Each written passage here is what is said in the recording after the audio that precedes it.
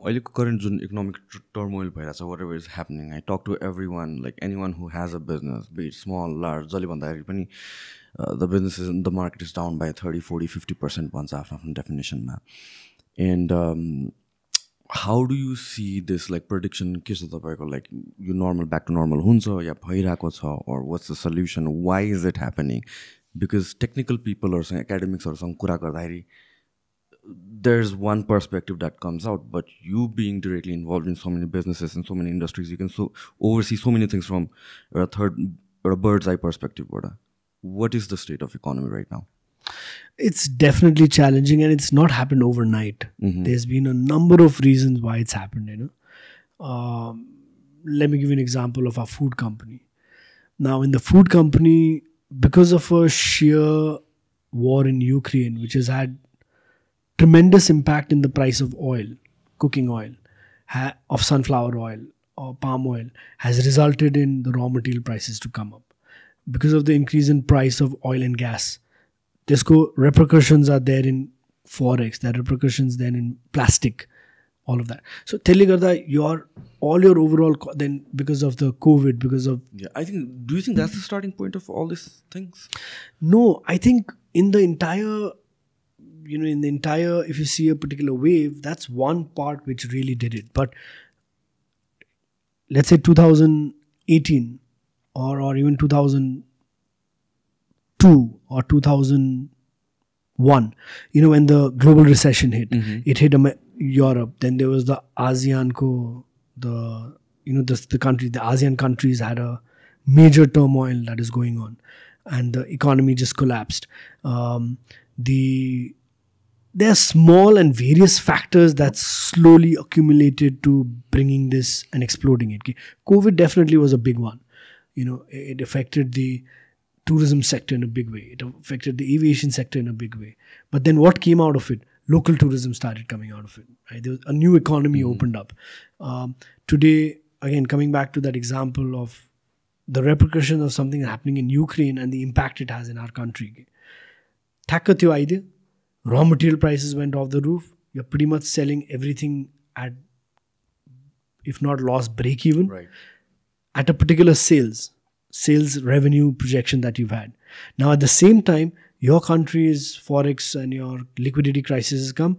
All your consumers spending power or consumption has gone up by half. So what has happened? Your consumption's gone up. Your raw material, packing material, your costs have gone double, right? You're in a situation of a pretty big trouble. So, only when you have situation like this is when you start remembering that, we needed to do a risk mitigation or a risk management whenever we did this industry. Then people start realizing this. Only when people start having an earthquake do they say, I wish I had done an insurance of this thing. So, today we've realized that we need to earmark enough capital for times like this. We need to set aside enough funds for times like this, right? But we need to be able to take some harsh decisions to make sure that the operation is sustaining. We don't need exorbitant profit, but we need to sustain it. Interest rates have gone up, right? Who can borrow money today's day and age at 15% and do a project? Right? It's very difficult. Why would anyone spend more when today just by putting money in a bank you are earning 15% deposit? So the entire cash flow at the market level is getting squeezed. Okay? So real consumption is not happening. However, your remittance overall is going up. Your BOP is gone up. So sooner or later people are coming back to buying more stuff, buying the household good, buying FMCG, buying electronics. So that cycle is happening. It's a cycle. Okay? I was hearing about Bitcoin going up to 64,000. It's come down to 18,000. Where is it going now? Right. It's gone up to 30,000, I think. Not that I trade or have any idea. I'm just someone It's a cycle, right? Someone who's very intrigued by understanding this. But it's a cycle. Now, it's in that cycle, how you take things to your advantage is what differentiates a good and a great entrepreneur. Okay? There was a bank that was that we guys recently acquired in a very, very chaotic environment, chaotic economy, where the shareholders of the bank just did not have confidence in the country. They thought it'll take them another 5 years to sort of turn around and grow the bank to where it was. That was their call. Our call was completely different. We saw that, economy is going to start bouncing back.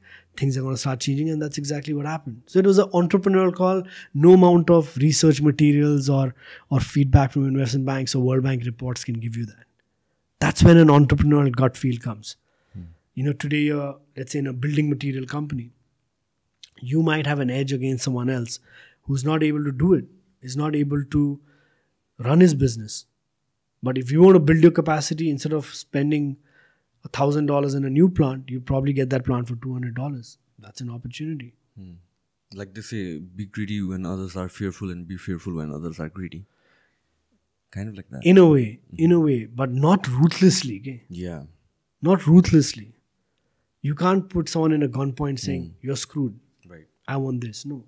It has to be done in a win-win situation where it's also helping that person to probably clear off their loans, etc. And similarly for us, I mean, we've never been in a situation in our group's history. We guys put up the largest cement company now. It's running. We guys started our own hydropower projects. We got investments going on in IT and FTTH, etc. Our current businesses, portfolio and segments are increasing. So there's a vicious cycle of cash flow management, all of that. Interest rates are going up. Now, my plant, for example, 1,000 rupees, right? Just my interest on that thing every month is 20. But my market conditions le garda, consumption talo gaira, cost garda, I could have paid those 20 from my existing cash flow, but my cash flow is 10. Inflow is 10 and outflow needs to be 20. What do I do? Things like bringing in a strategic partner so that I reduce my cash flow. Maybe increasing the prices of something, taking a call, increasing my margins. This is cash flow is the name of the game today. Cash is king today. But I'm only focusing on sectors that's going on my core businesses that's going to help me grow. Do you think you sabaiko pachadi there's real estate issues haru pani? A little bit, I think. I think some of the decisions the state or the stakeholders in the state could have been a little bit more better. I think it was a fear of what's happening in Sri Lanka that they didn't really make such decisions. But I'm also seeing in the last few days that scenario is changing gradually. So I'm again pretty optimistic that things are going to come back. So do you think like the trend is reversing oily? I think it's coming out of the bottom pit. Okay. Definitely.